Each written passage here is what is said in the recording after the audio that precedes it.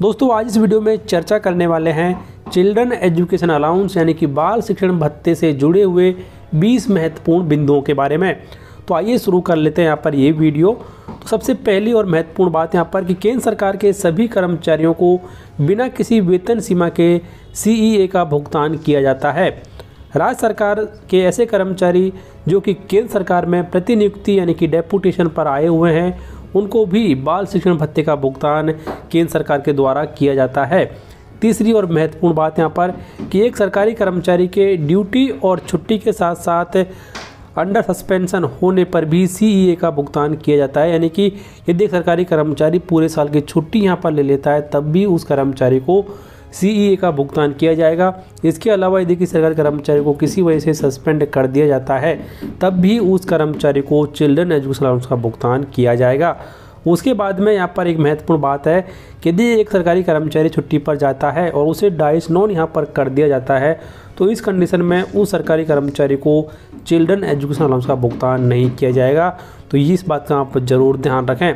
उसके बाद में पांचवा और महत्वपूर्ण बिंदु कि सरकारी कर्मचारियों को CEA का भुगतान प्रति महीने 2250 रुपये के हिसाब से 12 महीनों के लिए अधिकतम 27,000 एक बच्चे के लिए किया जाता है। यानी कि 7वें वेतन आयोग लागू होने के बाद में एक सरकारी कर्मचारी को एक बच्चे के लिए 27,000 रुपये के चिल्ड्रन एजुकेशन अलाउंस का भुगतान किया जाता है। उसके बाद में छठा और महत्वपूर्ण बिंदु यहाँ पर कि जैसे जैसे महंगाई भत्ता बढ़ता है केंद्रीय कर्मचारियों का CEA भी बढ़ाया जाएगा। तो यहाँ पर कहा गया है कि महंगाई भत्ता 50% से अधिक होने पर CEA में भी 25% की बढ़ोतरी स्वतः हो जाएगी। फिर अगला बिंदु यहाँ पर कि CEA केवल पहले 2 बच्चों के लिए ही कर्मचारी को दिया जाएगा, 2 से अधिक बच्चों के लिए दिया जाएगा, लेकिन कुछ शर्तें उसके लिए रहेंगी। तो शर्तें यहाँ पर इस प्रकार है कि अगर पहले बच्चे के बाद 2 जुड़वा बच्चे पैदा होते हैं तो तीनों बच्चों को CEA का भुगतान किया जाएगा, तीनों बच्चों के लिए कर्मचारी को CEA मिलेगा। परंतु अगर पहले प्रयास में ही जुड़वा बच्चे होते हैं फिर पहले 2 जुड़वा बच्चों को ही CEA कर्मचारी को दिया जाएगा। यानी कि यदि पहली डिलीवरी में ही 2 जुड़वा बच्चे हो जाते हैं सरकारी कर्मचारी के तो उन दोनों बच्चों के लिए ही CEA का भुगतान कर्मचारी को किया जाएगा। उसके बाद में पैदा हुए बच्चों को CEA का भुगतान नहीं किया जाएगा। एक महत्वपूर्ण बिंदु यहाँ पर कि नसबंदी ऑपरेशन फेल हो जाने पर ऐसे मामले से पैदा हुए बच्चे को भी CEA का भुगतान किया जाएगा। लेकिन यहाँ पर कंडीशन ये है कि 2 बच्चे होने के बाद में नसबंदी फेल हो जाती है और बच्चा पैदा यहाँ पर हो जाती है तो पहले मामले में CEA का भुगतान किया जाएगा। उसके बाद में यदि कोई बच्चा पैदा होता है तो उसको CEA के लिए योग्य नहीं माना जाएगा। 11वां और महत्वपूर्ण बिंदु यहाँ पर सौतेले बच्चे अथवा गोद लिए बच्चे अगर कर्मचारी पर पूर्णतया आश्रित हैं तो उनको भी CEA मिलेगा। यदि बच्चा विकलांग है, दिव्यांग है तो CEA डबल रेट से कर्मचारी को दिया जाएगा। मतलब हर महीने एक कर्मचारी को एक बच्चे के लिए 4500 रुपये सरकार के द्वारा CEA के रूप में दिए जाएंगे। आगे यहाँ पर बताया गया कि अगर बच्चा हॉस्टल में पढ़ता है तो उसको हॉस्टल सब्सिडी के रूप में 6,750 रुपये प्रति महीने के हिसाब से 1 साल का 81,000 हॉस्टल सब्सिडी मिलेगा और साथ में कर्मचारी को CEA का भी 27,000 रुपये मिलेगा। तो इस तरीके से एक कर्मचारी लगभग एक बच्चे के लिए 1 लाख से अधिक का क्लेम हर महीने कर सकता है, हर साल कर सकता है।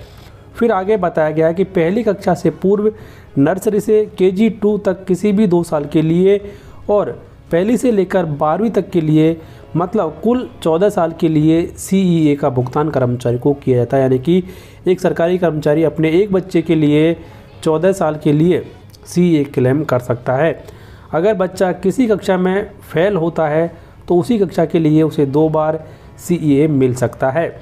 बच्चे की उम्र 20 साल होने तक अथवा 12वीं कक्षा उत्तीर्ण होने तक इसमें से जो पहले हो उस वक्त तक CEA का भुगतान कर्मचारी को किया जाता रहेगा। यानी कि यदि बच्चा 20 साल होने से पहले 12वीं पास नहीं करता है तो उस कर्मचारी को 20 साल तक की आयु के लिए ही CEA का भुगतान किया जाता है। उसके बाद में CEA नहीं दिया जाएगा। अगर बच्चा 10वीं कक्षा के बाद ITI अथवा डिप्लोमा अथवा अन्य कोई कोर्स करता है तो 10वीं के बाद 2 साल तक CEA का क्लेम वो सरकारी कर्मचारी कर सकता है। CEA में एक नियम ये भी है कि यदि किसी कर्मचारी, अधिकारी या स्टाफ की मृत्यु हो जाती है अपनी नौकरी के दौरान तो उनके 2 बच्चों को नियम के अनुसार CEA दिया जाएगा। आगे भी CEA मिलता रहेगा। बशर्ते कि माता पिता जो जीवित हैं किसी भी राज्य, केंद्र, अर्ध सरकारी आदि में नौकरी नहीं करते हों या फिर करती हो, वे अपना CA का पूरा बिल जहां से बच्चे पढ़ाई कर रहे थे उसे वहां सरकारी कर्मचारी कार्य करते थे वहां पर जमा कराना होगा। यानी कि यदि कर्मचारी की मृत्यु हो जाती है तो उस कंडीशन में भी बच्चे की 20 साल की आयु होने तक CA का भुगतान किया जाता रहेगा। इसके लिए जहां पर सरकारी कर्मचारी जॉब करता था उस ऑफिस में उसके परिवारजनों को क्लेम करना होगा। और 19वां और महत्वपूर्ण पॉइंट यहाँ पर कि CA का भुगतान शैक्षणिक वर्ष खत्म होने के बाद कर्मचारियों को किया जाता है। और 20वां और महत्वपूर्ण बिंदु यहाँ पर कि पति और पत्नी दोनों यदि सरकारी नौकरी में है तो CA का भुगतान एक ही कर्मचारी को किया जाएगा और ऐसे मामले में दूसरे कर्मचारी को एक प्रमाण पत्र देना होगा। तो ये 20 महत्वपूर्ण बिंदु CA के संबंध में। फिलहाल इस वीडियो में इतना ही। उम्मीद करते हैं जानकारी आपको पसंद आई होगी। तो प्लीज़ वीडियो को लाइक और शेयर करें, चैनल को सब्सक्राइब कर लें, बेल आइकन प्रेस कर लें हर एक यूजफुल अपडेट सबसे पहले देखने के लिए।